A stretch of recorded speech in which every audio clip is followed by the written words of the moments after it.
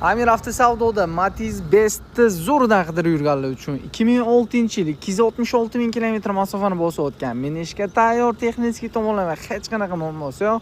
Matiz Best mashinasi.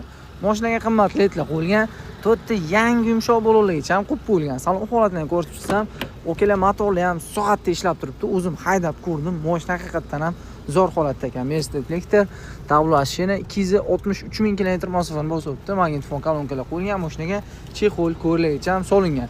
Temir gaz balolar ustunovka qilingan. Texnik tomonlama hech qanaqa muammolar o'zini uchun bir qator tekshirtirib, prerka qildirib olasizlar.